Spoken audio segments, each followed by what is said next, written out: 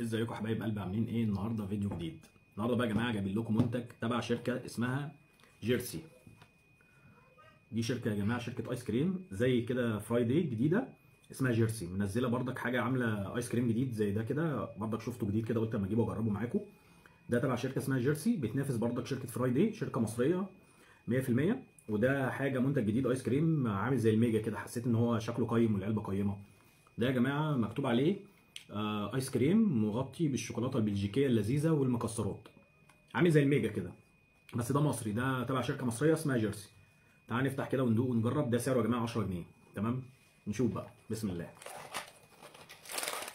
ده كده من جوه، ده شكله كده من جوه مغلف كده بورقه فضي. نفتح كده ونجرب. بسم الله. لازم يا جماعه كده قبل اي حاجه نقول بسم الله. واو، الشكل كده يا جماعه بيقول مبشر مبشر. ودي بقى اللي بيحب الشوكولاته اكيد بقى هيحبها.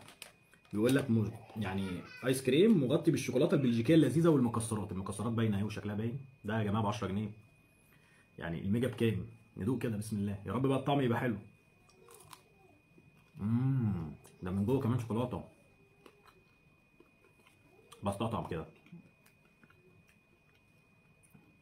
والله العظيم حلو. والله ما مجامله، حلو. على سعره. الكواليتي بتاعه مش عالي قوي، يعني الجوده بتاعته مش حلوه قوي، مش عاليه قوي. بس والله على قد سعره طعمه حلو. جربوه مش هتندموا. بس يا رب تلاقوه.